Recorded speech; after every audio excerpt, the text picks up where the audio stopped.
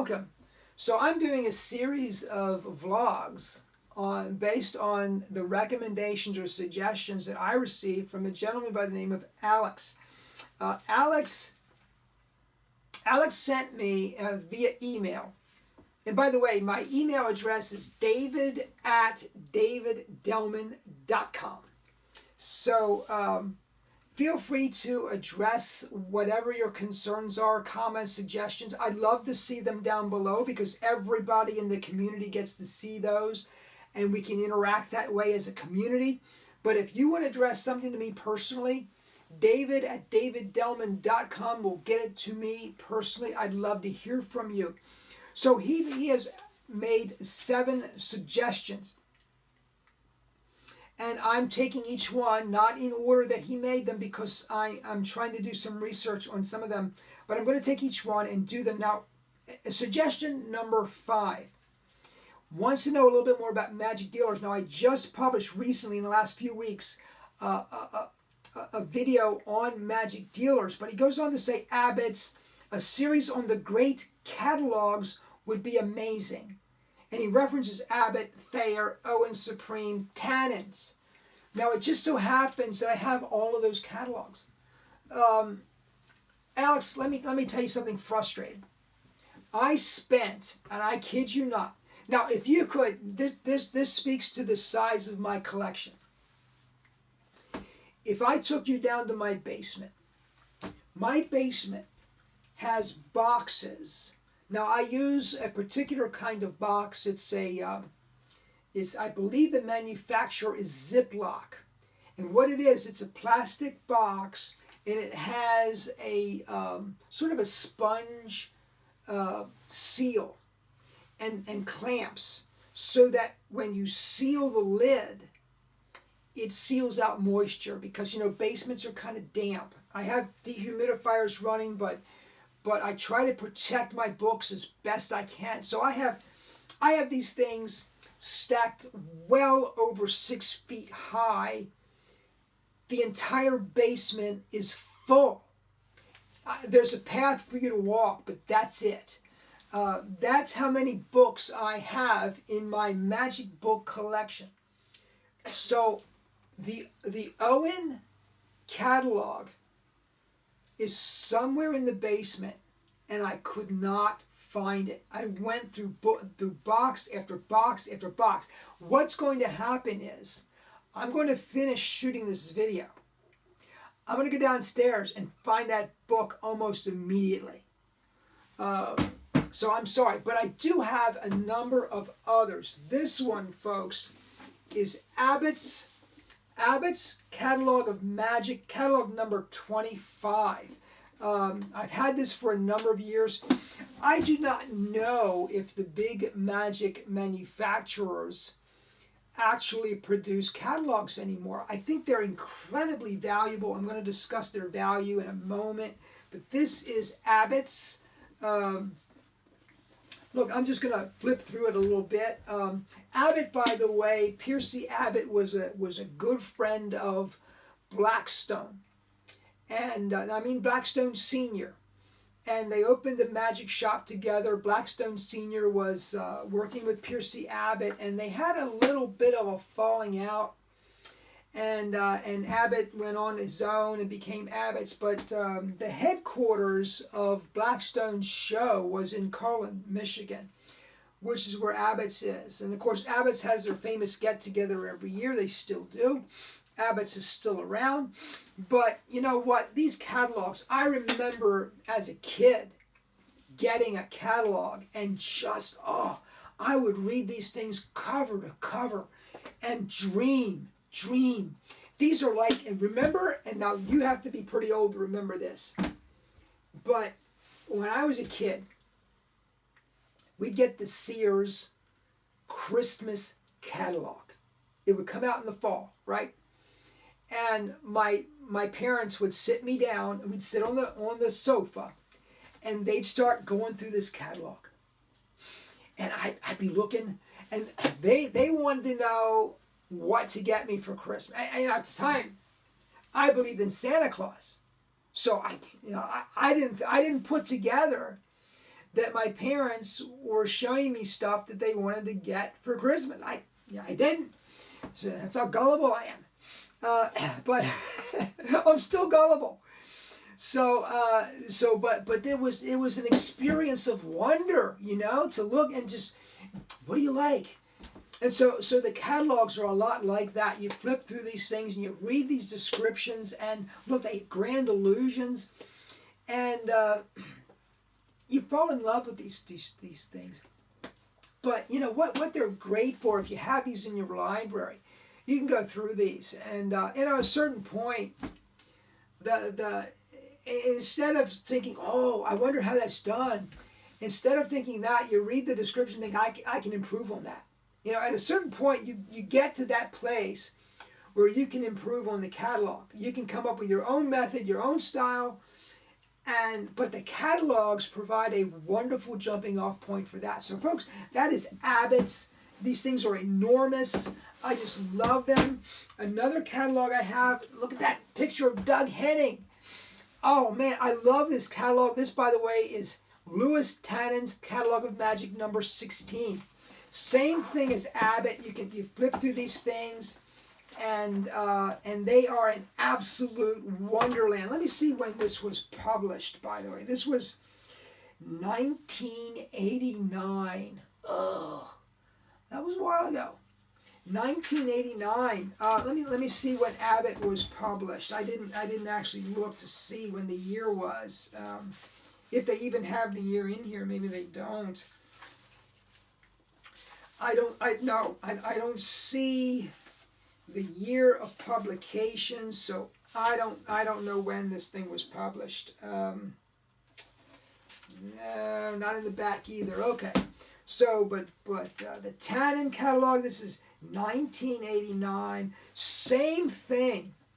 You get this fantastic description. Now this is interesting. Fantastic Knot by Pavel. Another feature item from the recent Pavel lecture tour. Fantastic Knots is a visual magic at its best. Magician displays 2 ropes, one red, one white. He makes a knot in the red rope and twirls the red and white together. As they start to unwind, the red knot is on the white rope. Now the reason that struck me as interesting, Darryl marketed an effect called Jumping Knot of Pakistan. Now I just opened the catalog and happened to see it. You can see the illustration. It's virtually the same illustration that Darryl uses. What would be interesting for an historian to do would be to figure out who came up with the idea first. Did Darryl or did Pavel? I don't know. That's an interesting question. Maybe we'll do another video on the Jumping Knot of Pakistan or the Fantastic Knot of Pavel and see who actually originated the effect. Now Darryl's done a lot of work with a lot of standard things. For example, he has done an absolute omnibus on the Ambitious card. He's done a series on rope magic that is fantastic. But it just makes you wonder. Anyway, you go through here, same thing. You go through here and, oh, look at this. The Scimitars of Baghdad. I think, I might be wrong. I don't know. Let's see if it's referenced. It's not, but I think that might be a Harbin design. I'm not sure about that. I'll have to check that. Harbin did something very similar. But see what I mean? I mean, you go through these catalogs and it just gets your mind going. I love these things. Now, I told you I didn't have the Owen. I'm so sorry. You should see the Owen. It's just gorgeous. I will say that, no, I won't say. Owen's is expensive, okay? Now, I don't know if you guys know about these. These are an absolute secret weapon of mine, have been for years. You know, I think, here's what I believe about magic, especially performance magic. I've heard the criticism, and I agree. I agree with those who say this. if you were a musician, if you wanted to if you wanted to become successful in the music business, you would have to write your own songs, right? You'd have to produce original material. I mean, imagine if every musician that's out there touring and doing concerts sang "Love Me Tender." If everyone did it, and not only did they sing that song, but they all sang it exactly the same way. Well, a lot of people look at magic that way. This guy does the linking rings. Oh, and he does Di Vernon's Symphony of the Rings. He does it very well. But this guy over here does Di Vernon's Symphony of the Rings. And this guy over here does Di Vernon's Symphony of the Rings. You see where I'm going? One of the ways that I have tried to distinguish my career, especially in the latter days here, I'm a mentalist. I try to come up with original material. Now, original, I mean, a genuinely original effect means that you start by imagining an effect, imagining what that looks like, and working backwards into a method, into a presentation. That is original. What I do is I start with something that already exists. Usually something that other magicians don't know about. And the reason they don't know about it is because they're not reading these books. So I find something in these books, and even though the methodology isn't given, it's not that difficult to come up with a methodology.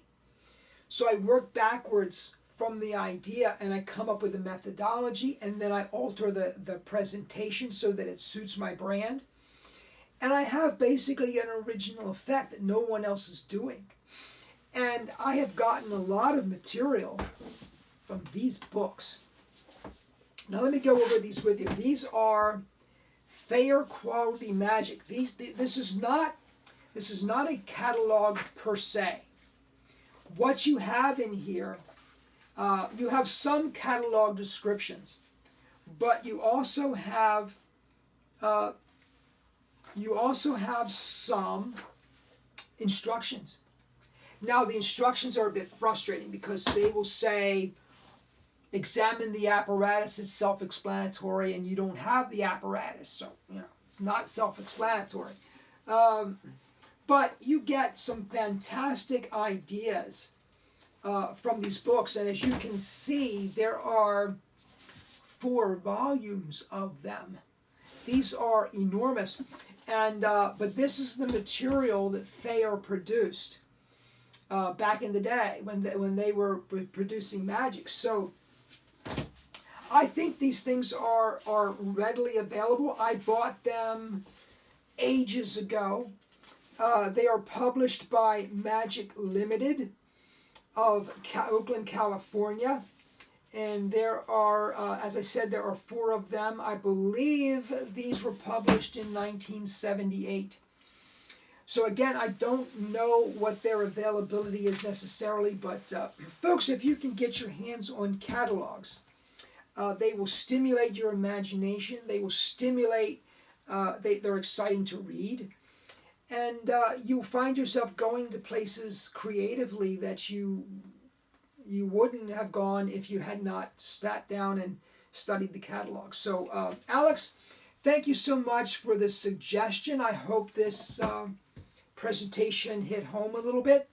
If it didn't, please let me know. If it did, please let me know. Please comment down below. Please subscribe if you haven't done so already. Thank you so much for joining me. Have a great day.